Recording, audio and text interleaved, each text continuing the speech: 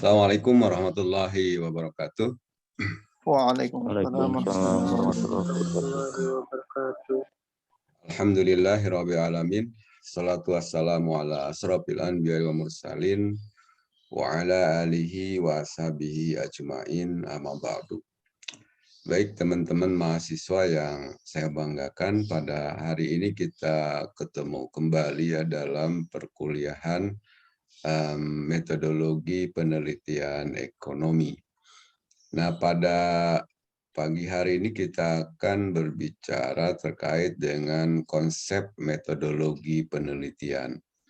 Tetapi penekanannya dari topik inti yang akan kita bicarakan pada pagi hari ini adalah berkaitan dengan soal penelitian.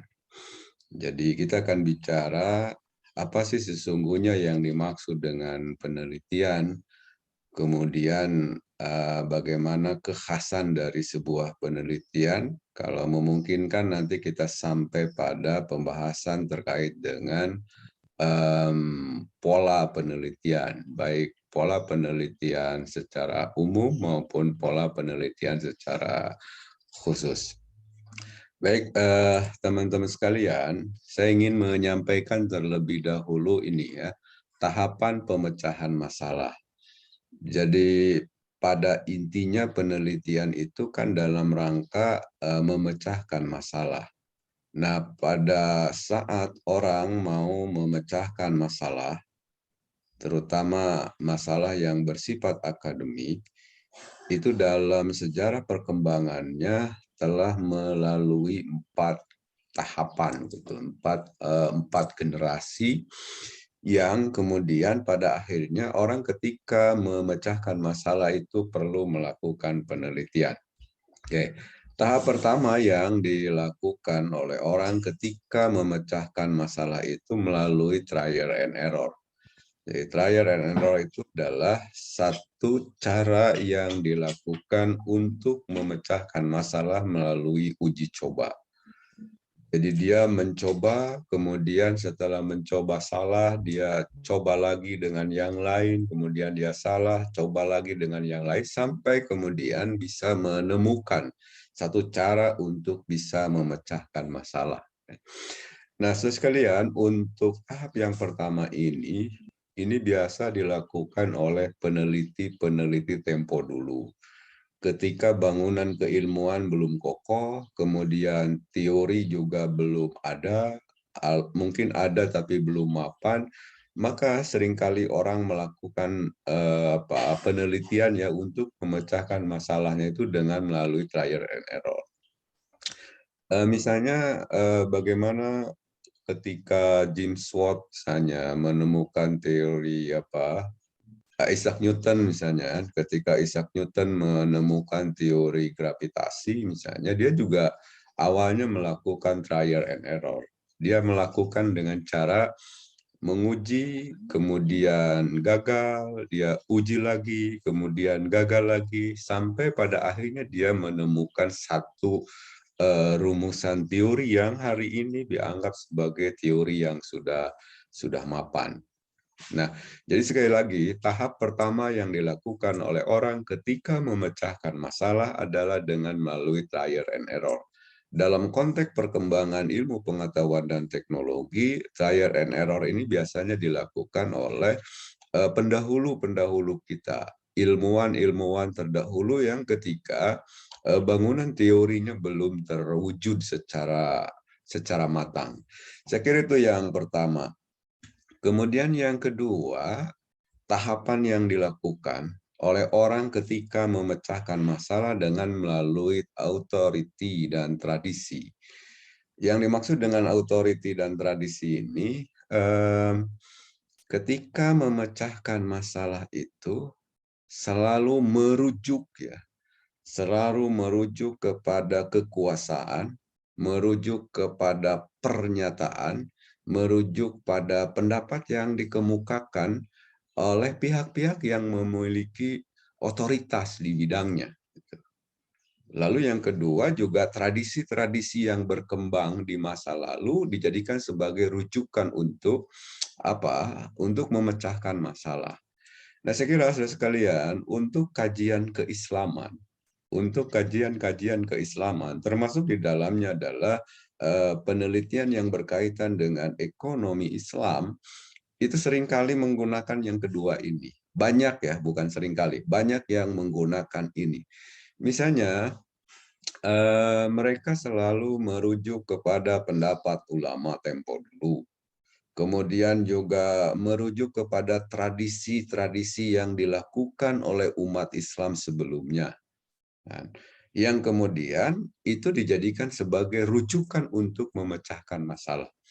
Ya, dalam bidang ekonomi misalnya, dalam ekonomi Islam misalnya ya, ada beberapa pendapat yang dikemukakan oleh ulama tempo dulu, dan ulama itu memiliki authority, dia memiliki kewenangan, memiliki kompetensi untuk membuat pendapat, untuk membuat pernyataan, lalu kemudian itu dirujuk kan, oleh orang belakangan ini dalam rangka apa? Dalam rangka ikut memecahkan masalah tadi. Gitu. Nah, kalau misalnya dalam upaya pemecahan masalah itu dengan hanya sekedar merujuk kan, kepada apa? Kepada pernyataan, kepada pendapat, kepada statement yang dikemukakan oleh orang-orang dulu yang memiliki kekuasaan, yang memiliki kompetensi dan memiliki kewenangan, maka pemecahan masalahnya itu masuk pada tahap yang kedua, yaitu authority dan tradisi. Nah, ini saya kira kita banyak melakukan itu hari ini. Bagaimana misalnya pendapatnya Abu Yusuf dirujuk, kemudian bagaimana pendapatnya As-Saibani dirujuk, kemudian ikut memecahkan persoalan-persoalan yang dihadapi sekarang ini.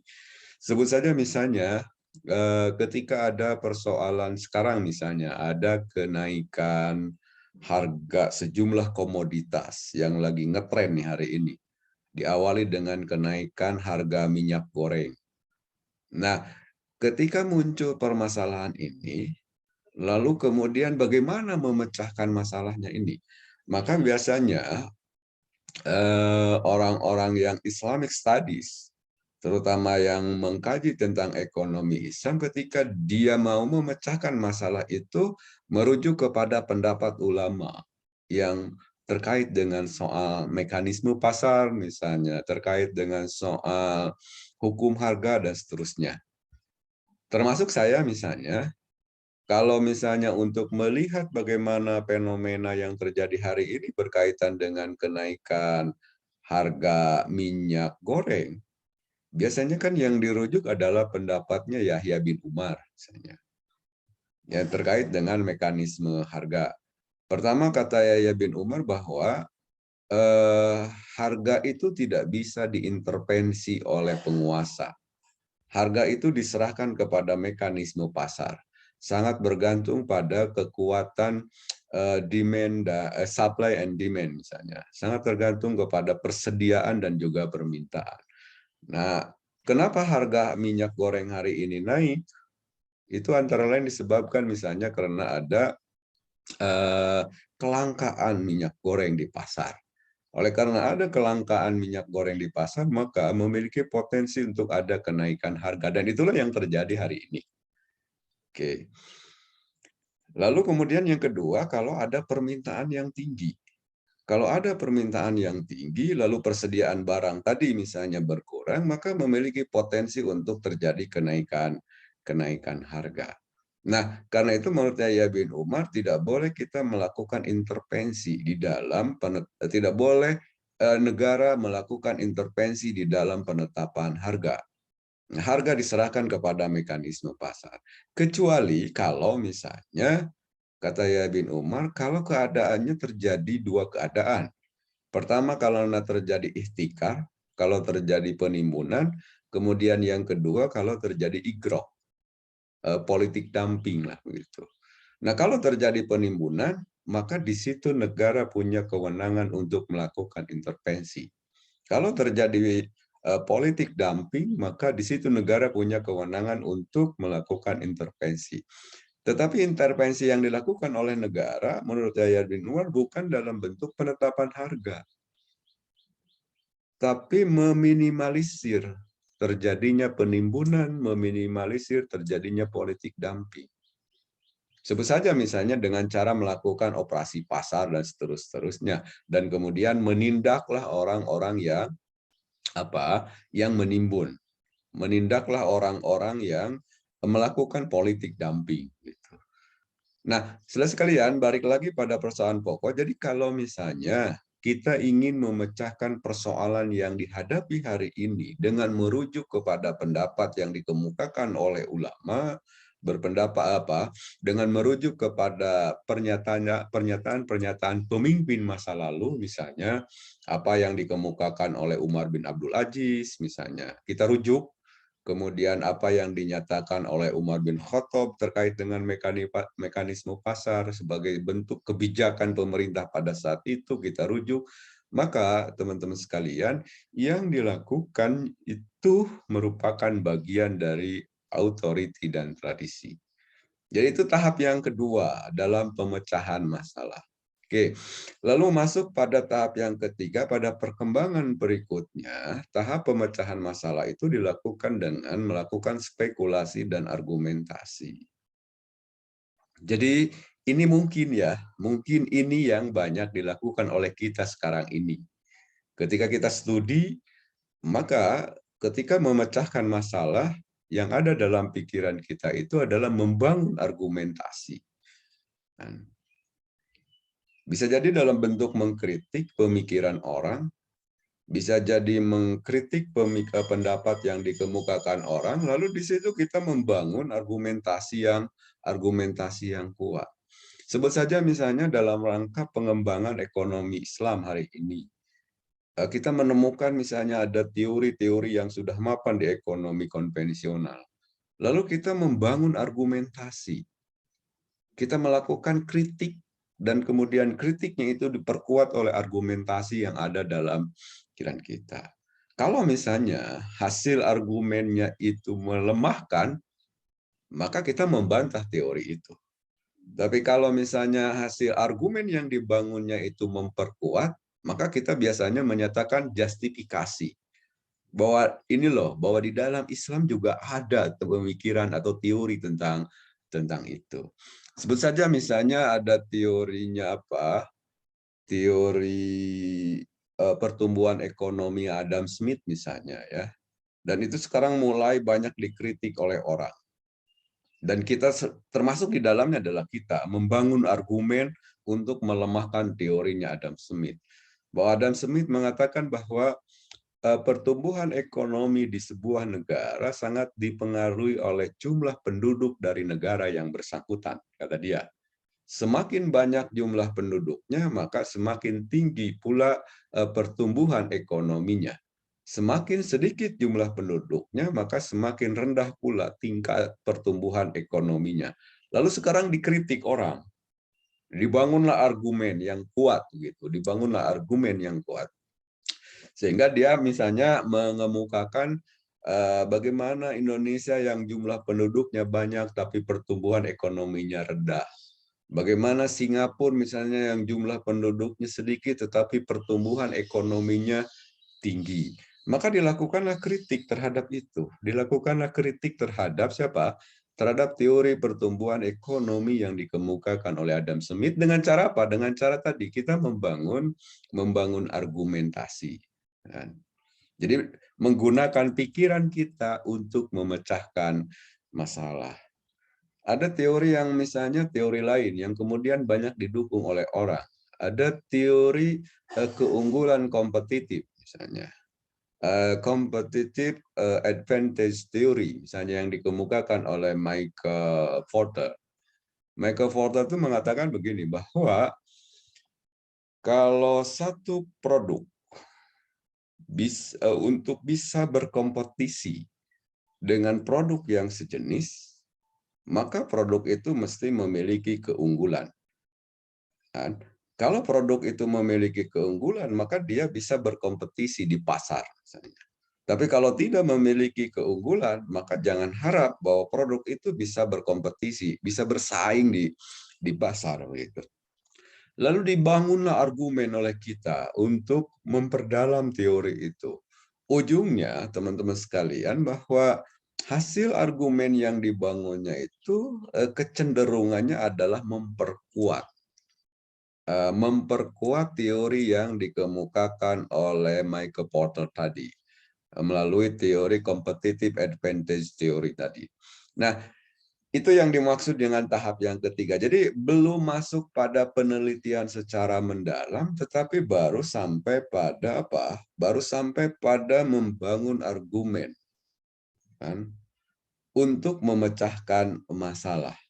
Jadi ada kerangka berpikir yang dibangun oleh dia, kemudian diperkuatlah dalam bentuk argumentasinya, sehingga argumentasi yang dibangunnya itu kemudian bisa memecahkan masalah yang dihadapi oleh itu. Oke, saya kira itu tahap yang ketiga. Nah, baru masuk pada tahap yang terakhir dalam pemecahan masalah yang dalam perkembangan dewasa ini banyak terjadi, itu dengan cara hipotesis dan eksperimen.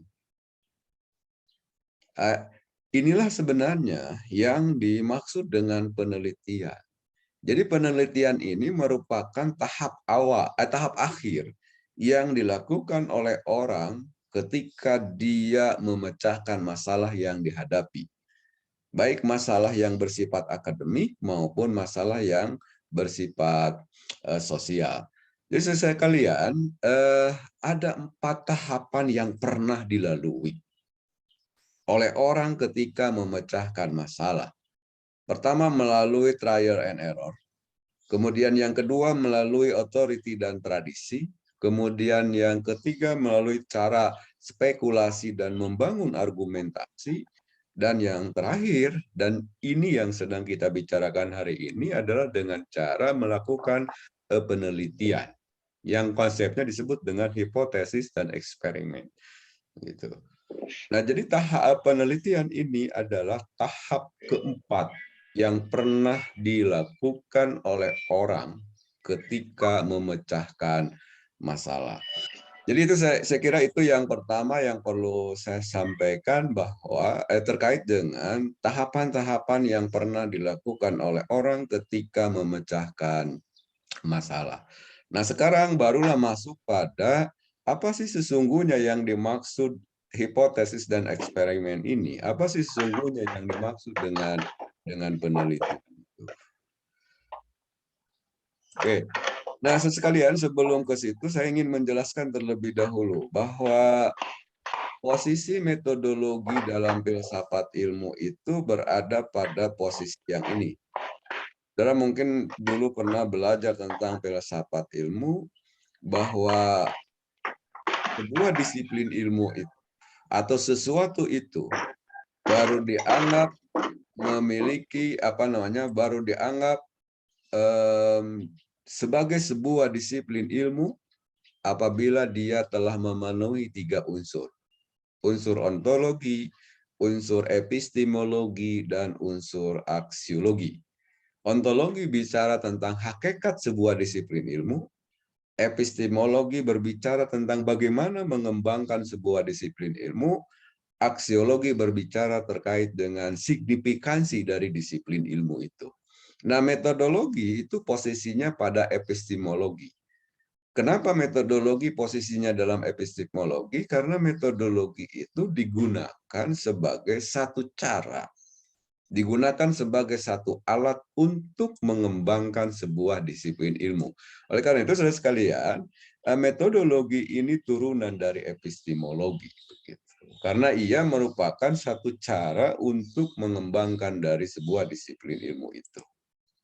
Oke, nah sekarang saya baru masuklah kepada apa sih sesungguhnya yang dimaksud dengan penelitian itu.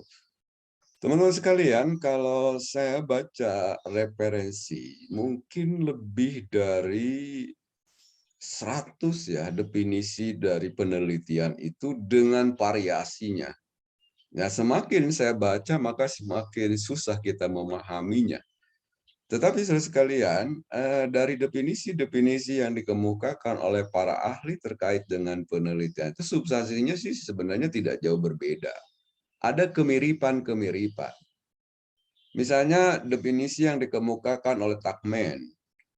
Tuckman mengatakan bahwa penelitian adalah usaha sistematis ya untuk yang menyediakan jawaban atas pertanyaan.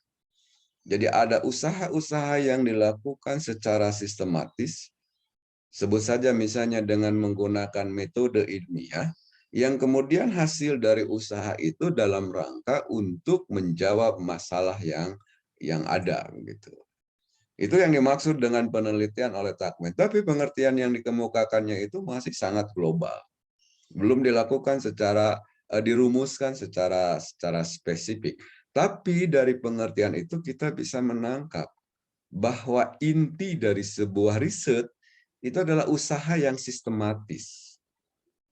Jadi tidak lagi dilakukan secara spekulatif, tidak lagi dilakukan secara serampangan, tapi usaha yang dilakukannya itu dilakukan secara sistematis. Nah, itu kata kuncinya yang dikemukakan oleh Tuckman ini. Bahwa penelitian itu adalah usaha-usaha yang sistematis yang bisa menyediakan jawaban atas pertanyaan.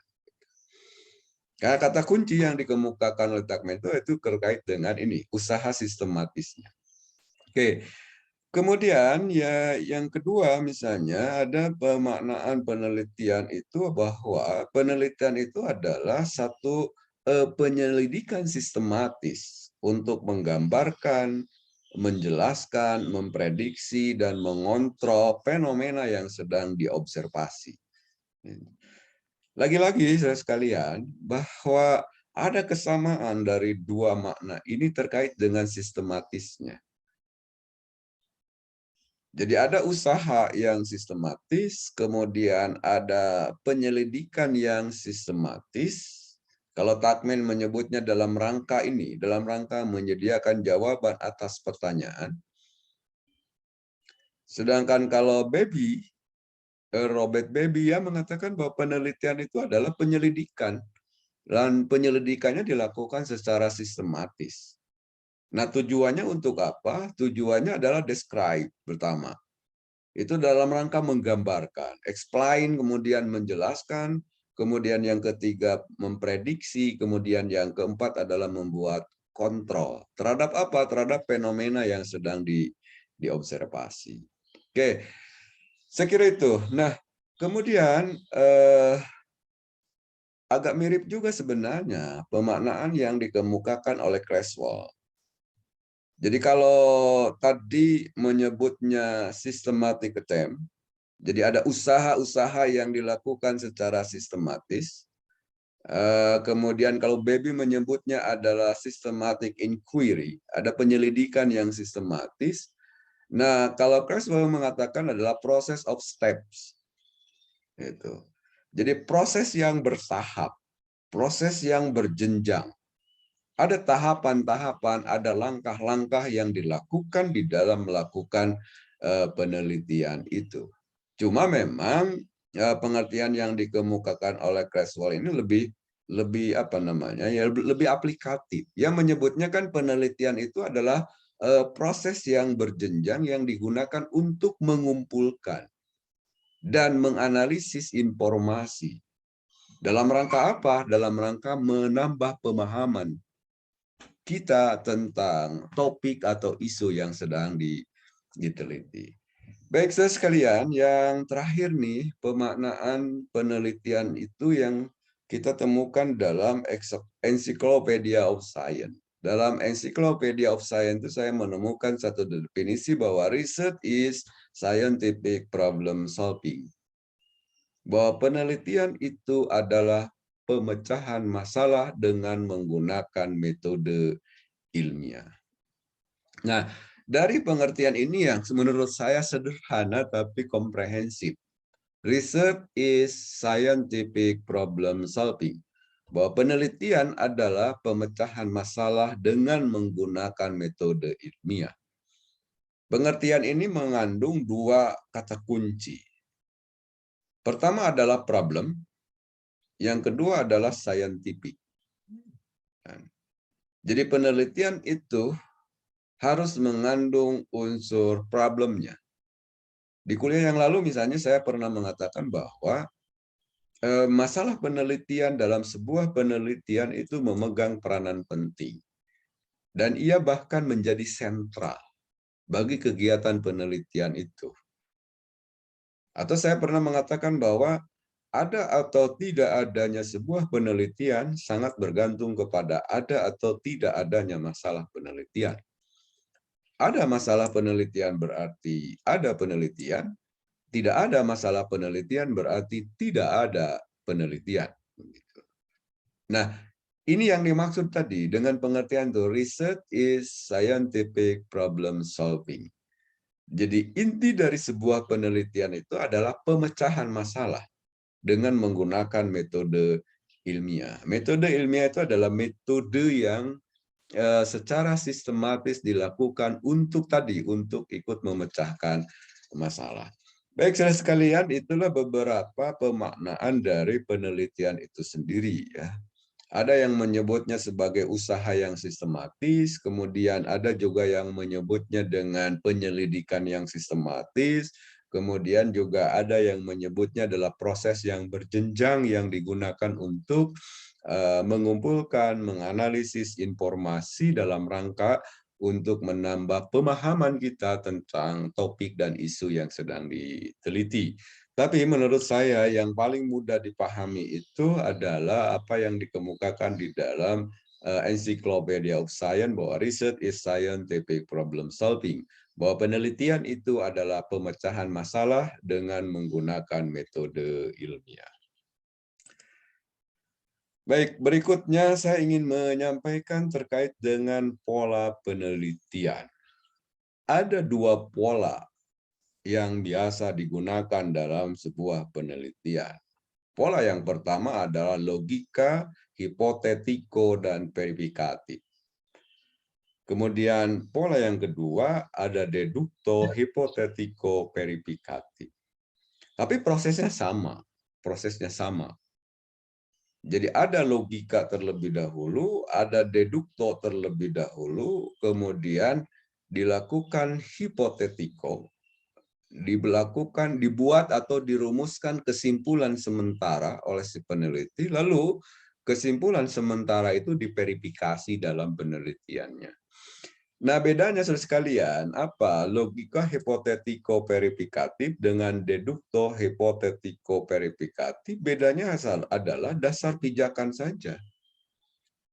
Kalau logiko itu didasarkan pada logika, jadi masalahnya timbul didasarkan pada logika yang dimiliki oleh si peneliti. Sedangkan kalau dedukto biasanya dasar pijakan bagi sebuah masalah penelitiannya itu berangkat dari teori.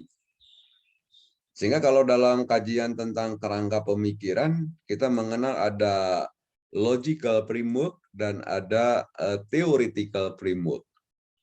Logical framework itu kerangka berpikir yang didasarkan pada logika. Ada theoretical framework adalah kerangka berpikir yang didasarkan pada teori. Nah, sama halnya dengan pola penelitian. Ada masalah penelitian yang muncul di awalnya itu didasarkan pada logika, maka itu masuk pada pola logika hipotetiko verifikatif.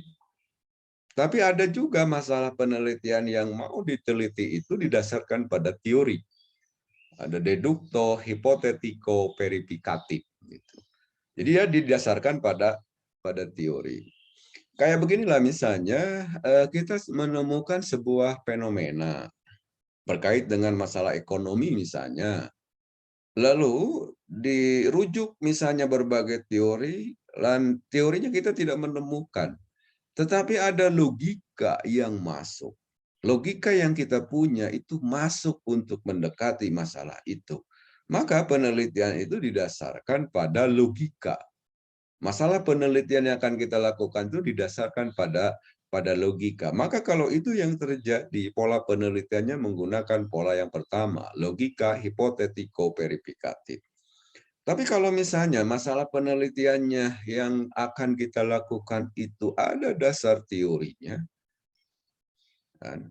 Maka sekalian itu tidak menjadi apa yang digunakan adalah pola yang kedua, dedukto, hipotetiko, verifikatif. Misalnya kayak begini, saudara sekalian, ada mahasiswa yang mau melakukan penelitian tentang produk perbankan syariah.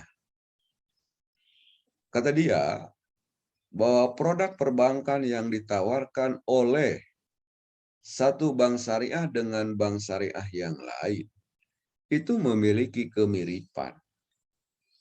Di satu bank misalnya ada pembiayaan mudharabah, di bank yang lain juga ada pembiayaan mudharabah.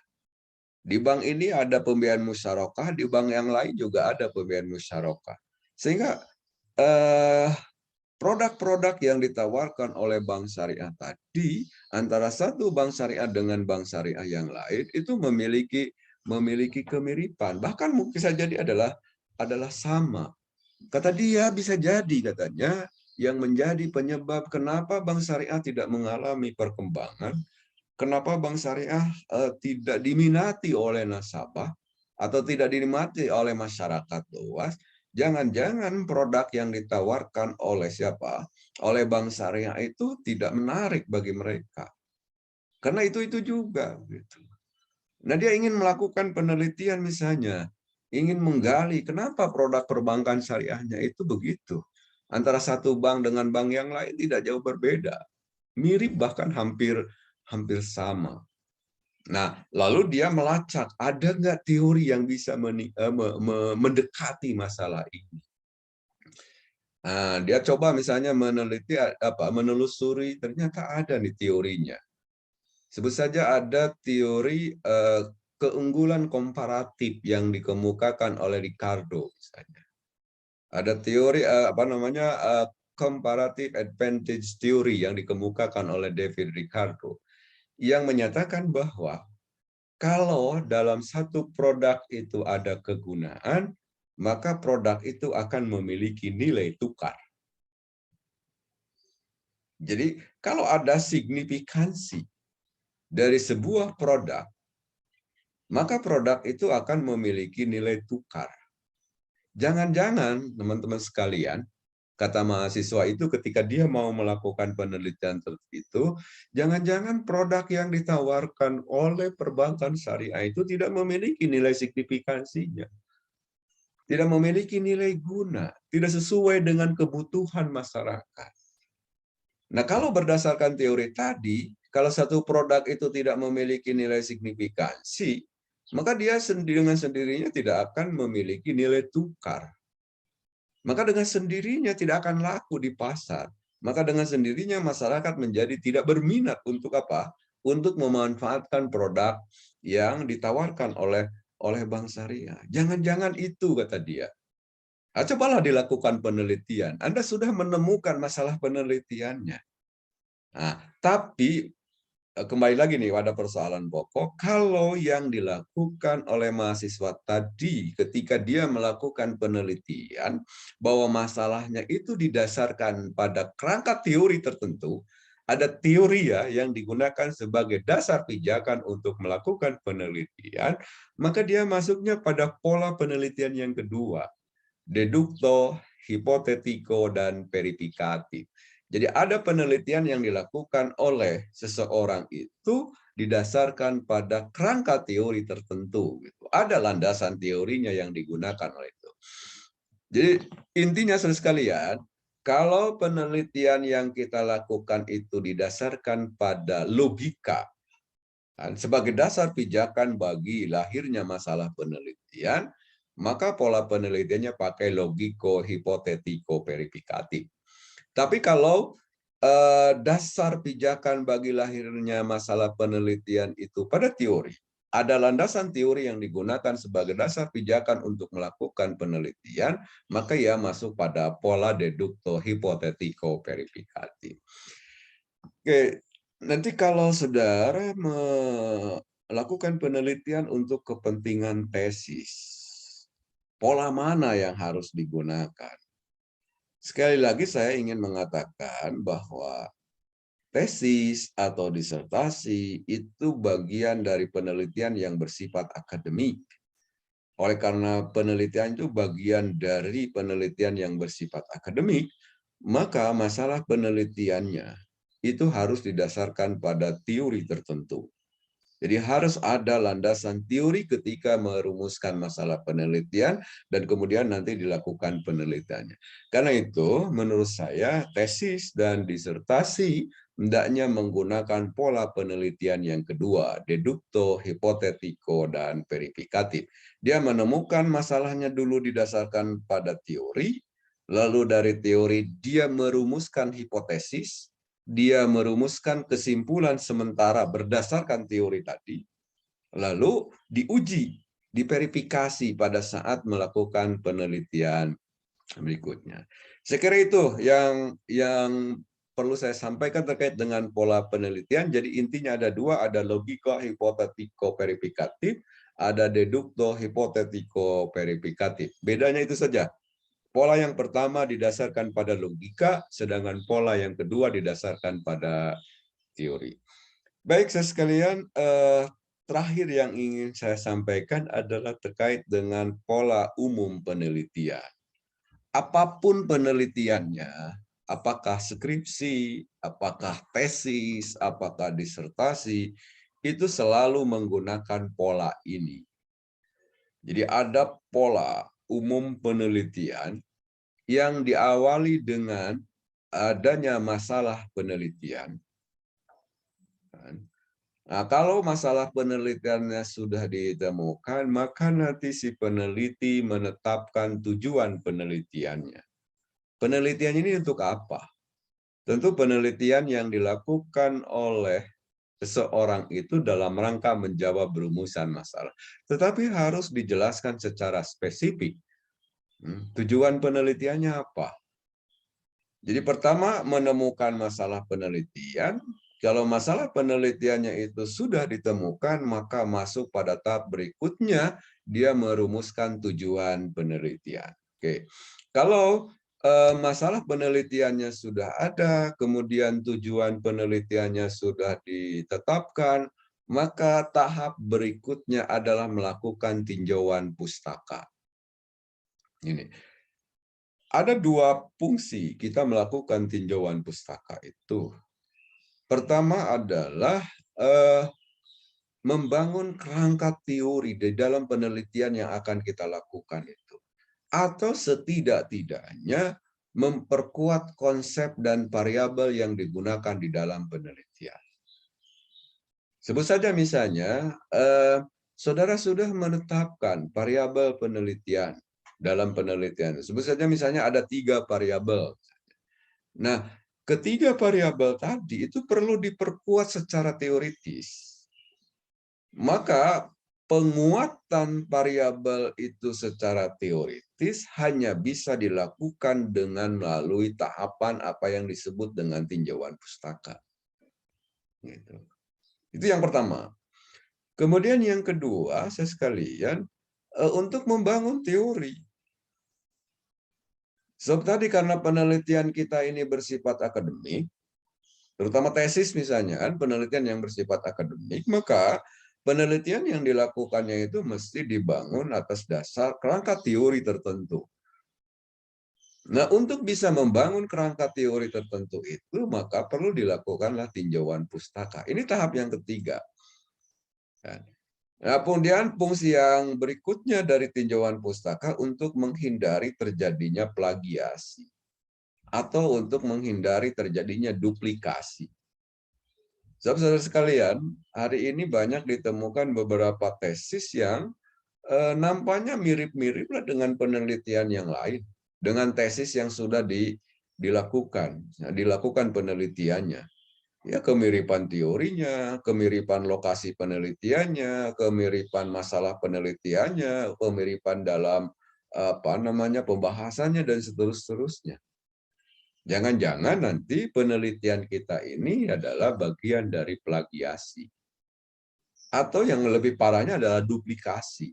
Gitu. Menjiplak tesis atau menjiplak penelitian yang pernah dilakukan oleh orang. Nah, untuk menghindari terjadinya plagiasi, untuk menghindari terjadinya duplikasi, maka pada tahap berikutnya yang perlu dilakukan oleh seseorang ketika dia mau melakukan penelitian adalah tinjauan pustaka.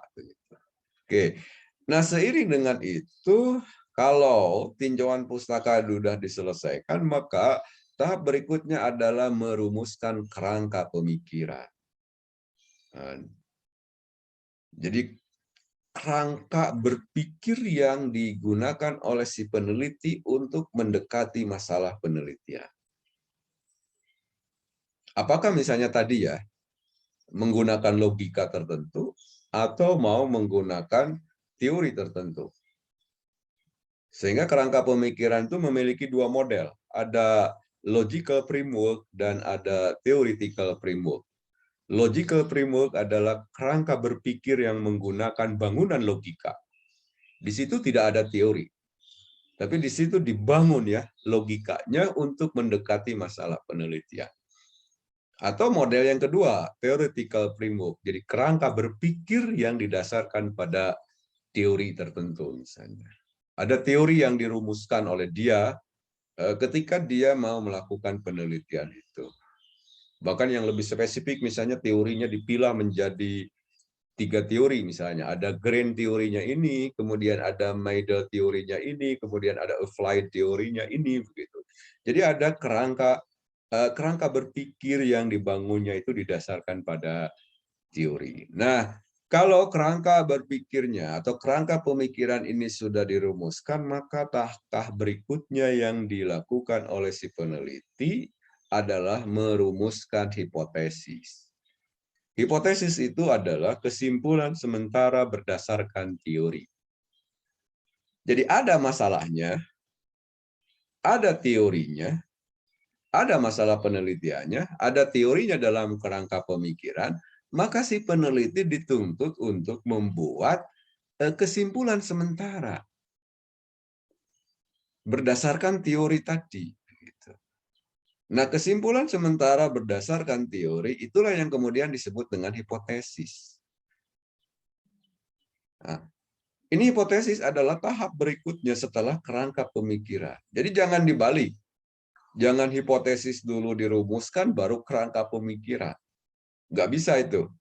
Jadi hipotesis itu dirumuskan setelah kita membuat kerangka pemikiran.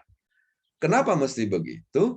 Karena hipotesis tadi pada hakikatnya adalah kesimpulan sementara berdasarkan teori. Bagaimana mungkin kita membuat kesimpulan berdasarkan teori kalau teorinya itu sendiri belum terumuskan dalam kerangka pemikiran. Karena itu sekalian hipotesis ini baru dirumuskan setelah kita membuat kerangka pemikiran. Nah, kalau kerangka pemikirannya sudah, kemudian perumusan hipotesisnya sudah, barulah masuk pada tahapan berikutnya, yakni pengumpulan data. Nanti mungkin di sini ada masalahnya. Apakah library research atau field research, apakah penelitian kepustakaan atau penelitian lapangan? Tetap saja bahwa di situ ada tahapan yang dilakukan dalam bentuk pengumpulan data. Nah, kalau data itu sudah terkumpul secara lengkap sesuai dengan instrumen pengumpulan data yang dipunyai oleh si peneliti, maka tahap berikutnya adalah menganalisis data. Data dianalisis. Apakah misalnya analisisnya dalam bentuk deskriptif, is okay. Apakah analisisnya misalnya menggunakan analisis komparatif, is okay. Atau menggunakan metode yang lain. Yang penting di sini ada satu tahapan dalam bentuk menganalisis data.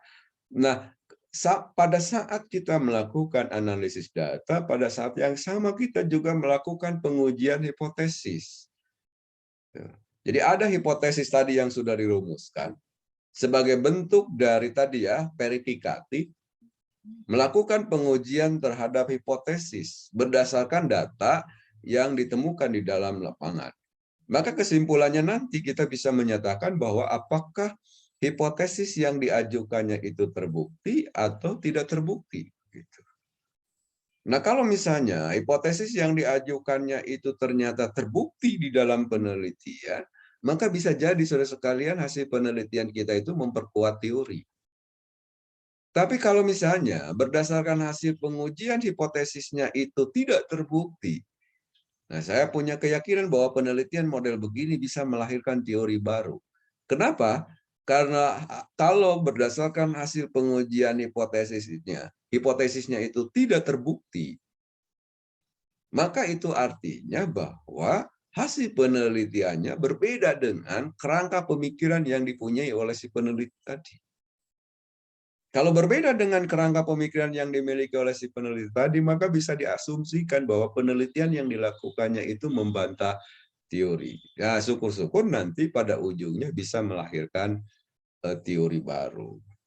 Nah, kalau sudah sekalian pengujian hipotesis ini sudah selesai, maka barulah kita membuat laporan penelitian. Jadi laporan penelitian ini merupakan tahap akhir dari sebuah penelitian. Jadi balik lagi saudara sekalian pada pokok persoalan terkait dengan pola umum penelitian. Jadi pola ini perlu dipahami oleh kita ketika kita mau melakukan penelitian. Diawali dengan munculnya masalah penelitian, lalu tetapkan tujuan penelitian. Kalau sudah itu, maka langkah selanjutnya kita melakukan tinjauan pustaka untuk memperkuat konsep dan variabel yang digunakan di dalam penelitian kita. Kemudian setelah itu hasil tinjauan pustaka, terutama yang berkaitan dengan teori tertentu, itu dirumuskan dalam bentuk kerangka pemikiran. Nah, kalau kerangka pemikirannya sudah dibuat, baru kemudian kita merumuskan hipotesis.